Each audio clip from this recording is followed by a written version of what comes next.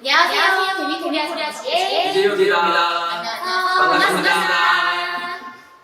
오늘은 이번에 데미에서 새롭게 출시된 신제품이 있다면서요? 네. 그래서 빠르게 소개해드리고자 온라인 세미나를 준비했습니다. 피전리스트가 출시된 지 1년 채지 않았는데 많은 분들이 사랑하시는 것만큼 이번에 피전리스트에서 새롭게 출시된 신제품도 많은 관심 부탁드립니다. 그러면 지금부터 온라인 세미나를 시작해보도록 하겠습니다.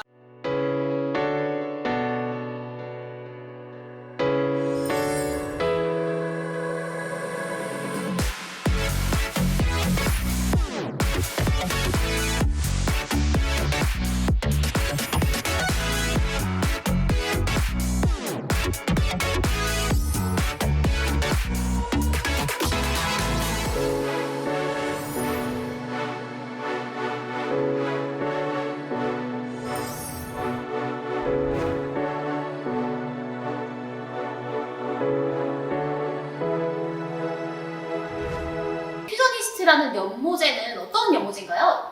네, 퓨전니스트는 융합하다는 뜻을 가지고 있는 제품인데요. 한마디로 연모제에 사용되는 산화용료와 매니큐어에 사용되는 선성용료를 합쳐놓은 제품이라고 볼 수가 있습니다.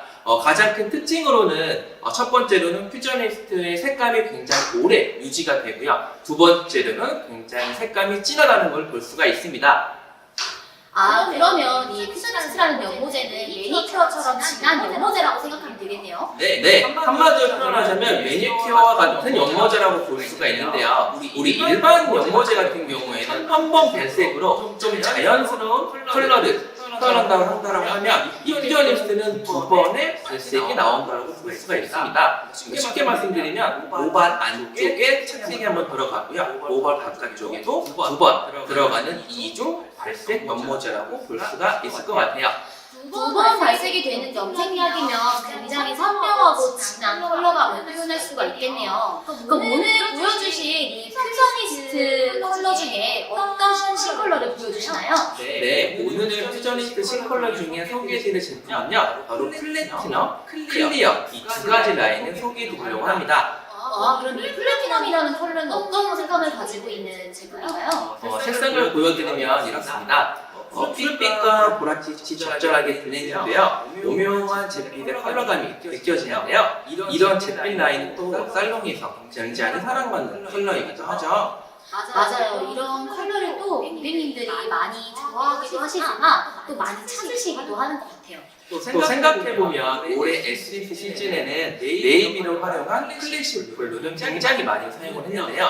그걸 FW로 좀 적용시켜보면은 잿빛이 좀 더 가미된 플래티넘 컬러로 좀 더 고급지고 부드러운 느낌을 연출할 수가 있을 것 같아요. 실제 이 플래티넘 컬러를 모방에 시술했을 때는 어떤 느낌으로 보여질지가 굉장히 궁금한데요. 근데 이 보여주신 플래티넘이라는 색깔을 보니까 굉장히 베이스가 중요해 보이는데 이 플래티넘 컬러를 좀 예쁘게 쓰기 위해서는 어느 정도의 베이스가 가장 적당할까요? 아무래도 잿빛을 컬러로 표현하려면 베이스가 좀 밝아야 되는데요. 저희 우리 정지혜 팀장님처럼 이 정도 최소 10단 레벨 정도까지는 베이스를 올려주시는 게 좋습니다. 그러면 이 플래티넘 컬러를 표현하기 위해서는 탈색 작업이 진행이 돼야 좀 더 예쁘게 표현할 수 있다는 거네요. 네, 아무래도 플래티넘 같은 잿빛은 탈색 작업이 진행이 되어야 이 고유의 반사색을 표현할 수가 있는데요. 그래서 저희가 오늘 준비한 모델도 탈색 작업을 한 후에 컬러를 입힌 모습입니다. 그렇다면 이 플래티넘이 잿빛이라고 하셨잖아요. 네. 그러면 이런 잿빛의 컬러를 표현하기 위해서는 탈색 작업이 반드시 진행이 돼야 될 것 같은데요. 아무래도 이런 컬러를 표현하기 위해서 탈색이 굉장히 여러 번 들어가야 될 것 같은데 여러 번 탈색을 하게 되면 모발이 굉장히 많이 손상되잖아요. 그렇죠. 그렇다 보니까 아무래도 한 번 탈색으로도 굉장히 잘 빠지는 탈색약을 찾게 될 것 같은데 네. 그런 점에서 탈색약을 선택할 때 약간 팁이 있을까요?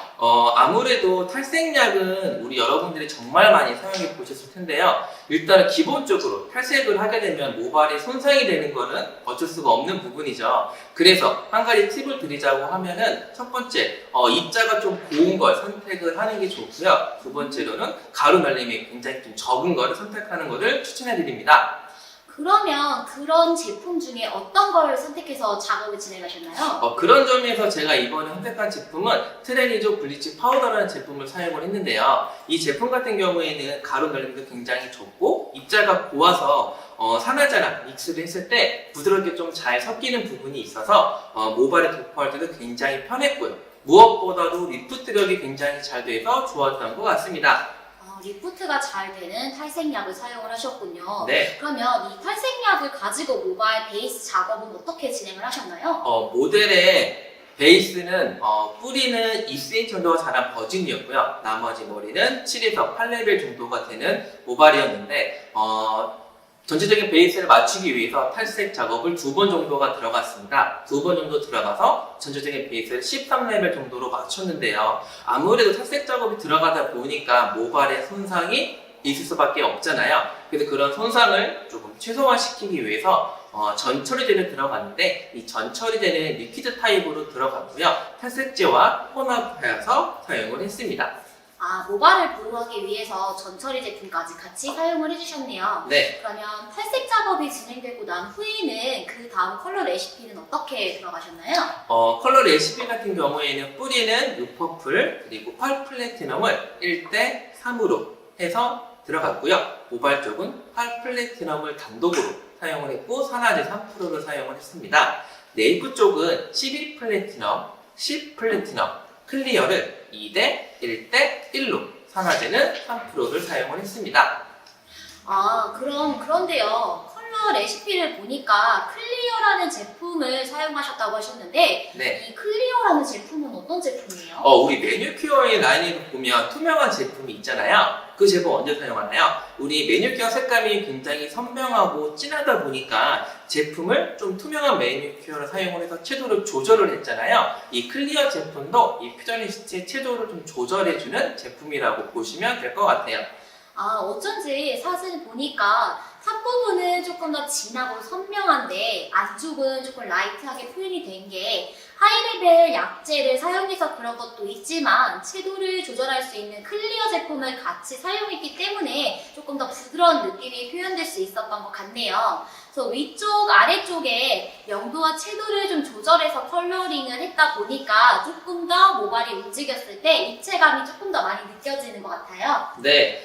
모발이 움직였을 때 좀 더 입체감을 보여주기 위해서 다르게 들어간 것도 있지만 일단은 플래티넘의 레벨별 색소 차이와 그리고 클리어를 사용했을 때 어떻게 색소가 다른지를 좀 보여드리려고 일부러 레시피를 다르게 해서 들어간 것도 있습니다.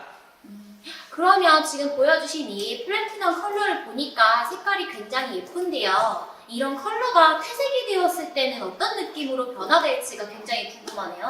아무래도 전부 다 이게 궁금하실 텐데요. 그래서 컬러 시스로 퇴색이 되었을 때 저희가 영상을 미리 찍어놨습니다. 지금 영상 속 컬러를 보시면 시스로 일주일이 지났을 때 퇴색 정도인데요. 어때요? 탈색 후 컬러를 했음에도 불구하고 색감이 오래 지속되는 게 보여지시죠? 이 플래티넘 컬러 같은 경우 사용해 보니까 일주일이 지났음에도 불구하고 더 자연스러운 플래티넘의 색깔을 볼 수가 있었습니다. 시술 후에 퇴색이 된 컬러를 보니까 하기 전에도 굉장히 예쁘지만 하고 난 후에도 굉장히 컬러감이 예쁘게 유지가 되는 게 느껴지네요. 오늘 보여주신 이 플래티넘 컬러 굉장히 잘 봤습니다. 그런데요, 저는 컬러를 시술하다 보면 아무래도 손상도 굉장히 많이 가는 것 같고 유지도 굉장히 오래 가지 않는 것 같다는 생각을 굉장히 많이 들었거든요. 네. 그렇다 보니까 약간 의아한 점이 보여주신 영상을 보면은 굉장히 컬러도 예쁘게 오래 유지된 것 같은 그런 네. 느낌으로 보여지는데요. 이 컬러를 예쁘게 오래 유지하게끔 하기 위해서 어떻게 관리를 해야 되는지에 대한 특별한 방법이 있을까요? 염색이나 펌 같은 화학 시술을 하게 되면은 일단은 모발이 손상이 될 수밖에 없잖아요. 그럼 모발이 손상된 모발은 컬러 유지력이 떨어질 수밖에 없습니다. 모발의 그 손상되는 증상들을 한 번씩 보면은 첫 번째로는 큐티클이 좀 벗겨지게 되고요. 안쪽에 있는 멜라닌 색소가 분해가 됩니다. 두 번째로는 모발에 있는 pH가 변화가 생기게 되고요. 세 번째로는 모발에 있는 단백질들이 이제 손상이 되면서 안쪽에 있는 간축 물질이 빠져나오게 되는데 이 빠져나오게 되는 원인을 보니까 바로 알칼리제와 과산화수소였는데요. 그러면 이 알칼리제와 과산화수소를 조금 줄여야지만 손상도를 좀 줄일 수가 있겠죠. 그런 점에서 봤을 때 저희가 방금 사용했던 전처리와 후처리제가 이제는 선택이 아닌 필수라고 볼 수가 있습니다. 그렇군요. 전후 처리가 시술할 때 굉장히 중요한 역할을 했었네요. 우리 모발이 손상되지 않게끔 모발을 보호하고 색깔을 오래오래 유지하게끔 하려면 시술할 때 꼭 전후 처리를 같이 필수로 해야 될 것 같아요. 네, 맞습니다. 근데 전처리, 후처리를 아무리 꼼꼼하고 완벽하게 했다라고 해도 유지력을 정말 길게 가져가려면 약간의 부족함이 있는데요. 바로 시술하고 나서 집에서 얼마만큼 케어하는거에 따라서 정말 달라질 수가 있습니다. 그러면 시술하고 집에 갔을 때 홈케어는 어떻게 해야 이런 거를 조금 방지할 수 있을까요? 집에서 정말 많은 샴푸를 사용하시겠지만 컬러를 했다라고 하면은 일단은 살롱에서 판매하고 있는 컬러 전용 샴푸를 사용해 주시는 게 가장 좋고요. 거기다가 열이나 자외선으로부터 보호해 줄 수 있는 에센스를 사용해 주신다면 제가 처음에 했던 컬러 예쁜 컬러를 오랫도록 유지할 수가 있을 것 같습니다. 그렇군요. 전후 처리만 중요한 게 아니라 집에서 어떻게 관리를 해야 되는지까지도 굉장히 중요했네요. 앞으로는 컬러를 시술할 때 전후 처리와 집에서 홈케어까지 하는 거 꼼꼼히 챙겨줘야 될 것 같아요. 네.